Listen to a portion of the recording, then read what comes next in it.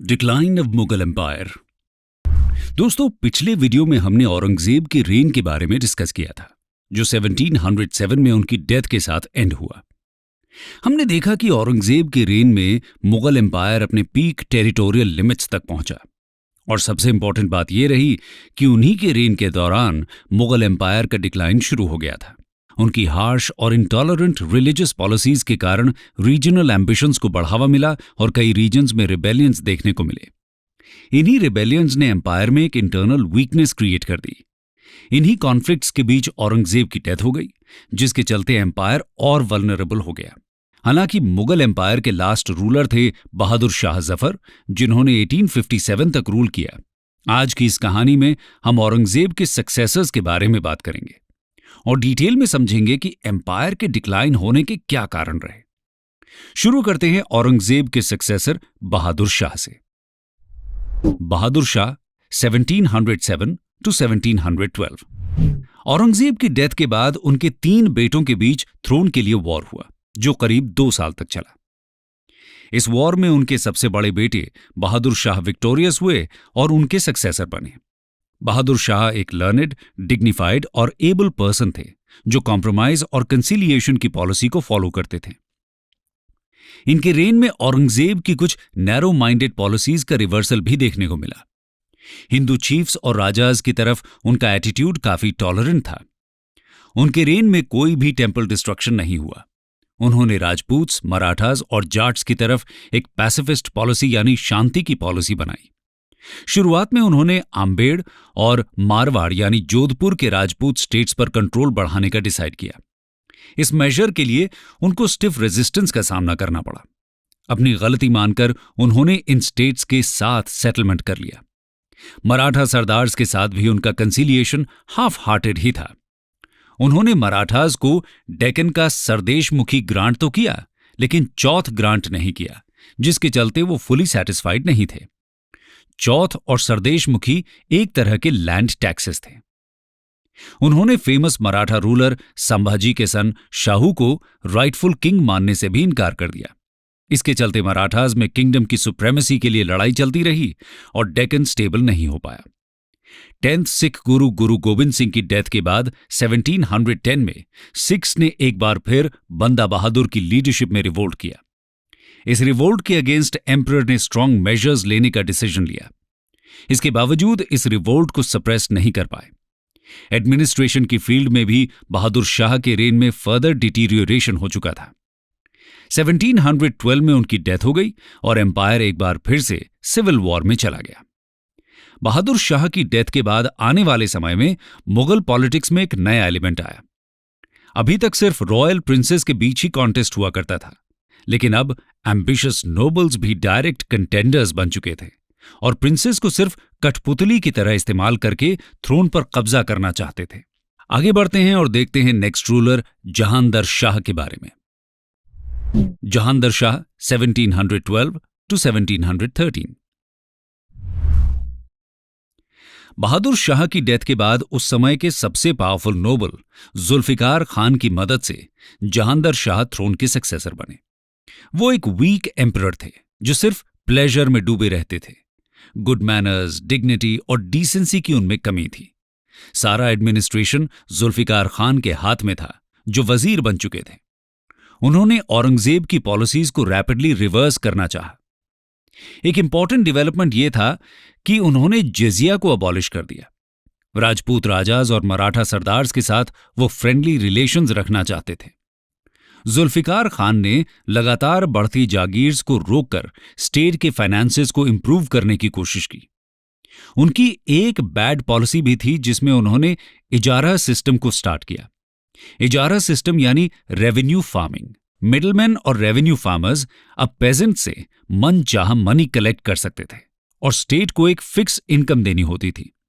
Right to collect revenue highest bidder को दी जाती थी, जो कि एक बहुत ही अनसस्टेनेबल प्रैक्टिस थी। इसके चलते पेजेंट्स का ऑपरेशन बढ़ गया। जहांदर शाह के सक्सेसर थे फारूक सियार। आइए देखते हैं उनके रेन के बारे में। फारूक सियार 1713 टू 1719। 1713 में फारूक सियार ने जहांदर शाह को आगरा में डिफीट करके थ्रोन पर सक्सीड किया। फारूक सियार ने अपनी सक्सेस का श्रेय सैयद ब्रदर्स यानी अब्दुल्ला खान और हुसैन अली खान बराह को दिया। जल्द ही दोनों ब्रदर्स ने स्टेट अफेयर्स में एक डोमिनेंट रोल हासिल कर लिया। फारूक सियार एक वीक रूलर थे, लेकिन सैयद ब्रदर्स को वो फ्री हैंड नहीं देना चाहते थे और एक पर्सनल अथॉरिटी चाहते थे। दोनों के बीच लंबी स्ट्रगल चली और फाइनली 1719 में सैयद ब्रदर्स ने एम्परर को थ्रोन से हटाकर मार दिया। फारूक सियार ने पिलग्रिमेज टैक्स को अबॉलिश किया और 1717 में ब्रिटिश को फेमस फरमान्स दिए, जो आगे चल के बैटल ऑफ प्लासी का मेन कारण बने। फारूक सियार के बाद सैयद ब्रदर्स ने 1 साल के अंदर ही 2 एम्परर्स बनाए।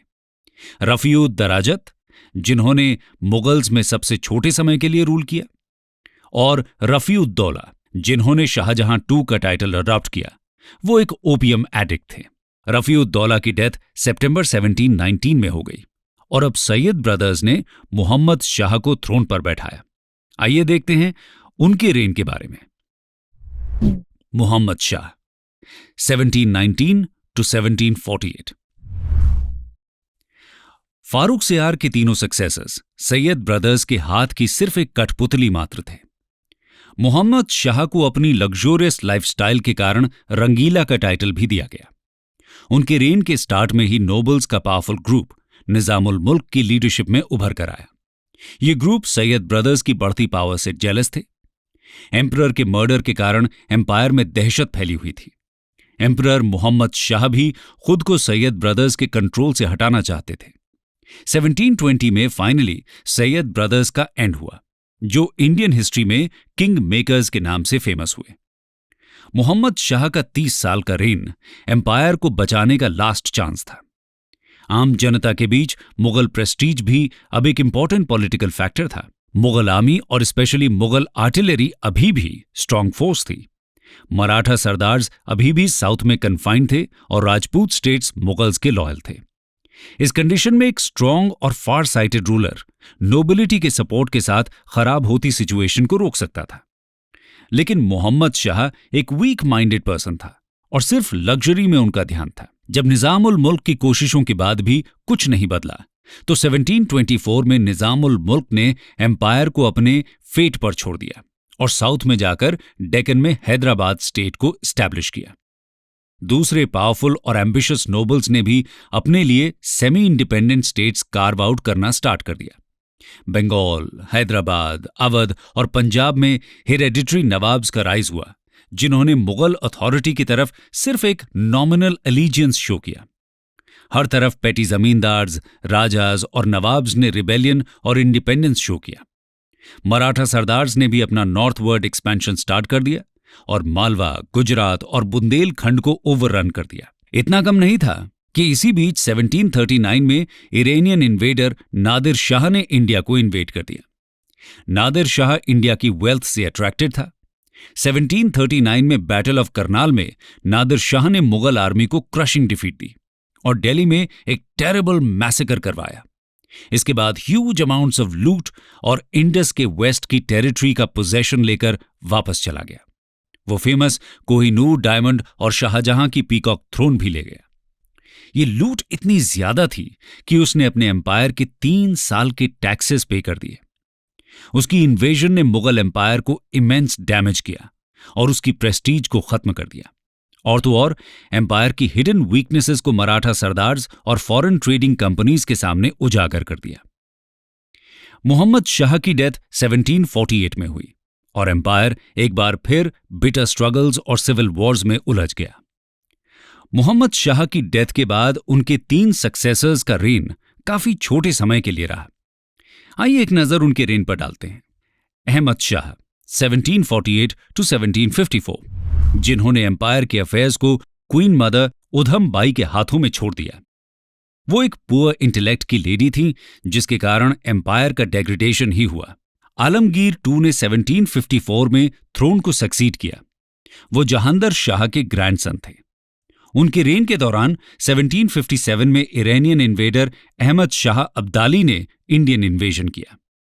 उनके रेन के दौरान ही 1757 में बैटल ऑफ प्लासी हुई उनके सक्सेसर थे शाहजहां द थर्ड, जिन्होंने 1758 से 1759 तक रूल किया। आगे बढ़ते हैं और देखते हैं next successor Shah Alam two के बारे में। Shah Alam two 1759 to 1806। Shah Alam two के रेन में दो डिसाइसिव बैटल्स हुई। 1761 में थर्ड बैटल ऑफ पानीपत, जिसमें अहमद शाह अब्दाली ने मराठास को डिफीट किया और मुगल एम्परर को कंट्रोल करने के उनके एम्बिशन को तोड़कर रख दिया। और 1764 में बैटल ऑफ बक्सर, जिसमें शाह आलम टू ने बंगाल के मीर कासिम और अवध के शुजाउद्दौला के साथ अलायंस करके इंग्लिश ईस्ट इंडिया कंपनी पर वॉर छेड़ दिया। ब्रिटिश ने उनके अलायंस को डिफीट कर दिया। डिफीट के बाद उनको ब्रिटिश की प्रोटेक्शन में इलाहाबाद में रहना पड़ा। 1803 में ब्रिटिश ने दिल्ली में कब्जा किया और इसके बाद मुगल एम्परर्स सिर्फ ब्रिटिश के पेंशनर्स की तरह ही रह गए। शाह आलम टू के सक्सेसर थे अकबर द सेकंड, जिन्होंने 1806 से 1837 तक रूल किया। उन्होंने ही राम मोहन रॉय को राजा का टाइटल दिया। 1835 में मुगल एम्परर्स के नाम पर मिंट होने वाले कॉइन्स को स्टॉप कर दिया गया। आगे बढ़ते हैं और देखते हैं मुगल डायनेस्टी के लास्ट रूलर बहादुर शाह जफर के बारे में।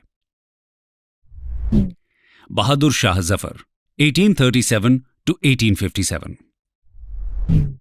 दोस्तों, मुगल डायनेस्टी के लास्ट रूलर थे बहादुर शाह जफर। 1857 की रिवोल्ट में उनको इंडिया का एम्परर बनाने की कोशिश की गई, लेकिन उनको ब्रिटिश ने कैप्चर कर लिया और एग्जाइल में रंगून भेज दिया। 1862 में उनकी डेथ हो गई। लीगल टर्म्स में देखा जाए तो नवंबर 1, 1858 में क्वीन विक्टोरिया के डिक्लेरेशन के साथ मुगल एम्पायर का एंड हुआ। तो दोस्तों, ये थी कहानी औरंगजेब से लेकर मुगल एम्पायर के एंड की। अभी तक हमने सभी रूलर्स के रेन में हुए इंपॉर्टेंट डेवलपमेंट्स के बारे में देखा। दोस्तों, मुगल एम्पायर को वर्ल्ड हिस्ट्री में ग्रेटेस्ट एम्पायर्स के रूप में देखा जाता है। इतने बड़े एम्पायर के डिक्लाइन को समझना जरूरी है। आइए देखते हैं कि वो क्या फैक्टर्स रिस्पॉन्सिबल थे जिनके कारण मुगल एम्पायर औरंगजेब के स्ट्रॉन्ग रेन के बाद लगभग 40 सालों में ही अपनी अथॉरिटी खो बैठा। Reasons for decline of Mughal empire. जैसा कि हमने बताया कि मुगल एम्पायर का डिक्लाइन औरंगजेब के रेन में ही शुरू हो चुका था। उन्होंने एक ऑलरेडी ह्यूज एम्पायर को इनहेरिट करने के बाद भी फर्दर एक्सपेंशन करना चाहा। Lack of means of communication और कंट्री के इकोनॉमिक और पॉलिटिकल स्ट्रक्चर के कारण एक सेंट्रलाइज्ड एडमिनिस्ट्रेशन सेटअप करना मुश्किल था। मराठास की रीजनल ऑटोनॉमी को एक्सेप्ट न करना उनका बेसिक फेलियर था। शिवाजी और बाकी मराठा सरदार्स को क्रश करना आसान नहीं था, जो औरंगजेब समझ नहीं पाए। इस कैंपेन में एम्पायर के रिसोर्सेज का ड्रेन हुआ और डेक्कन के ट्रेड और इंडस्ट्री को तबाह कर दिया। राजपूत्स के साथ उनके कॉन्फ्लिक्ट्स के भी सीरियस कॉन्सिक्वेंसेस रहे। राजपूत अलायंस मुगल स्ट्रेंथ के मेन पिलर्स में से था। राजपूत्स की अथॉरिटी को रिड्यूस करने के शॉर्ट साइटेड अटेम्प्ट और उनके अगेंस्ट वॉर ने एम्पायर को फर्दर वीक कर दिया। सतनामीज, जाट्स और सिख्स की पॉपुलर अपराइजिंग्स ने औरंगजेब के एडमिनिस्ट्रेशन को चैलेंज किया। औरंगजेब की रिलीजियस ऑर्थोडॉक्सी और हिंदूज की तरफ उनकी पॉलिसीज ने एम्पायर की स्टेबिलिटी को सीरियस डैमेज दिया। अकबर, जहांगीर और शाहजहां के रेन में एक सेक्युलर स्टेट का सेटअप था, जो औरंगजेब के रेन में रिवर्स था। उन्होंने जजिया को फिर से इंपोज किया, टेम्पल्स का डिस्ट्रक्शन किया और हिंदूज पर रिस्ट्रिक्शंस भी लगाए। औरंगजेब ने कई प्रॉब्लम्स को अनसॉल्व्ड छोड़ा, लेकिन सिचुएशन वर्स हुई उनकी डेथ के बाद हुए वॉर्स ऑफ सक्सेशन के कारण। सक्सेशन के फिक्स्ड रूल के एब्सेंस में मुगल एम्पायर लगातार प्रिंसेस के बीच हुए सिविल वॉर से घिरा रहा। 18th सेंचुरी में ये वॉर्स बहुत ही फियर्स और डिस्ट्रक्टिव होते चले गए, जिनमें लाइफ और प्रॉपर्टी का लॉस होता था। इन सिविल वॉर्स के कारण एम्पायर के एडमिनिस्ट्रेटिव फैब्रिक को भी बड़ा नुकसान पहुंचा। नोबिलिटी भी अब एक वॉर ग्रुप में कन्वर्ट हो गई। कई लोकल चीफ्स और ऑफिशियल्स ने अपनी पोजीशन को कंसोलिडेट करके ऑटोनॉमी पाने की कोशिश की। औरंगजेब के रूल की वीकनेसेस और वॉर्स ऑफ सक्सेशन से हुई प्रॉब्लम्स के बाद भी एम्पायर उभर पाता अगर कोई फार साइटेड, एबल और एनर्जेटिक रूलर थ्रोन पर आता। लेकिन बहादुर शाह के बाद एकदम वर्थलेस, वीक विल्ड और लग्जरी लिविंग नोबल्स ही थ्रोन पर बैठे। मुगल एम्पायर की स्ट्रेंथ नोबिलिटी के ऑर्गेनाइजेशन और कैरेक्टर पर डिपेंडेंट थी। एक अलर्ट, एफिशिएंट और लॉयल नोबिलिटी एम्पायर को बचा सकती थी, लेकिन उनके कैरेक्टर में भी डेग्रेडेशन हो चुका था। वो भी अब ईज लविंग और लग्जरी के आदी हो चुके थे। उनकी सेल्फिशनेस और स्टेट की तरफ लैक ऑफ डिवोशन के कारण करप्शन बढ़ गया था। आपसी लड़ाई झगड़े के कारण एम्पायर एग्जॉस्ट हो गया था और फॉरेन कॉन्करर्स के सामने इजी टारगेट बन गया। नोबिलिटी की बढ़ती सेल्फिशनेस का एक कारण था जागीर लैंड्स में कमी आना और एग्जिस्टिंग जागीरदार्स की इनकम का रिड्यूस होना। लगातार बढ़ रही नोबिलिटी अब जागीर्स लैंड्स के लिए आपस में लड़ने लगे। इसका सीधा प्रेशर पेजेंट्स पर पड़ा। जब जागीर से ज्यादा इनकम गेन करने के लिए नोबल्स उनको फोर्स करने लगे। मुगल एम्पायर के डाउनफॉल का एक बेसिक कॉज था पॉपुलेशन की मिनिमम नीड्स को सेटिस्फाई न कर पाना। इंडियन पेजेंट्स की कंडीशन 17th और 18th सेंचुरी में वर्स होती चली गई। एग्रीकल्चर में भी स्टैग्नेशन और डिटीरियोरेशन आ गया। सतनामी, जाट और सिख अपराइजिंग्स एक पेजेंट अपराइजिंग ही थी। टैक्सेस से बचने के लिए कई बार पेजेंट्स को लैंड छोड़कर जाना पड़ता था। यूरोप की तरह इंडियन इंडस्ट्री में साइंस एंड टेक्नोलॉजी में कोई भी न्यू एडवांसमेंट्स नहीं हुए, जिसके चलते इंडियन इंडस्ट्री और इकोनॉमी यूरोप के कंपैरिजन में आगे नहीं बढ़ पाई। मुगल एम्पायर के डाउनफॉल का एक सोशियो पॉलिटिकल रीजन ये था कि लोगों में स्पिरिट ऑफ पॉलिटिकल नेशनलिज्म की कमी थी। ऐसा इसलिए था क्योंकि इंडिया में एक मॉडर्न नेशन के एलिमेंट्स नहीं थे। इंडियन होने की कोई भी फीलिंग नहीं थी। वो इस बात से बेखबर थे कि उनके कॉमन इंटरेस्ट्स थे। नेशन की जगह लोग पर्सन, ट्राइब्स, कास्ट या रिलीजियस सेक्ट्स के लिए लॉयल थे। 18th सेंचुरी में मुगल आर्मी की स्ट्रेंथ कम हो गई और डिसिप्लिन और फाइटिंग मॉरल्स की कमी आ गई। लैक ऑफ फाइनेंस के चलते लार्ज आर्मी को मेंटेन करना मुश्किल हो गया। सिविल वॉर्स में भी कई ब्रिलियंट कमांडर्स और ब्रेव और एक्सपीरियंस्ड सोल्जर्स की डेथ होती चली गई। मुगल एम्पायर का फाइनल ब्लो था 1739 से 1767 के बीच हुए लगातार इन्वेजन्स। इनके कारण एम्पायर की वेल्थ ड्रेन हो गई और नॉर्थ इंडिया में ट्रेड एंड इंडस्ट्री तबाह हो गई। एंड फाइनली ब्रिटिशर्स के राइज से एम्पायर के रिवाइवल की लास्ट होप भी खत्म हो गई। अब आते हैं कंक्लूजन पर। कंक्लूजन दोस्तों, इस कहानी में हमने देखा औरंगजेब के सक्सेसर्स के बारे में। हमने जाना कि किस तरह औरंगजेब के बाद लगभग 40 सालों में ही मुगल एम्पायर इर्रेलेवेंट हो गया। मुगल एम्पायर के डिक्लाइन के फैक्टर्स को हमने देखा। मुगल्स के डिक्लाइन के बाद कोई भी इंडियन पावर ग्रेट मुगल्स की हेरिटेज को क्लेम करने के लिए राइज नहीं हो पाई, क्योंकि वो एम्पायर को डिस्ट्रॉय करने के लिए तो स्ट्रांग इनफ थे, लेकिन एम्पायर को यूनाइट करने या फिर उसकी जगह कुछ नया सेटअप करने के काबिल नहीं थे। वो एक नया सोशल ऑर्डर बना नहीं सकते थे जो वेस्ट से आए नए एनिमी के अगेंस्ट खड़ा हो पाता। ये सभी रीजनल पावर्स मुगल्स के रूल में चले आ रहे पुराने सिस्टम्स की तरह ही थे। दूसरी तरफ यूरोपियंस के पास सुपीरियर इकोनॉमिक सिस्टम था और साइंस एंड टेक्नोलॉजी में भी सुपीरियर थे। इंडिया का सोशियो इकोनॉमिक और पॉलिटिकल स्ट्रक्चर अब कॉलोनियल स्ट्रक्चर से रिप्लेस हो चुका था। इस ईवल से एक पॉजिटिव डेवलपमेंट यह हुआ कि इंडियन सोसाइटी का स्टैग्नेशन अब ब्रेक हो चुका था और नए चेंजेस देखने को मिले। भले ही इस प्रोसेस ने इंडिया में एक्सट्रीम मिजरी और नेशनल डेग्रेडेशन का विस्तार किया, लेकिन इन्हीं नए फोर्सेस ऑफ चेंज के कारण ही मॉडर्न इंडिया में डायनेमिज्म आया।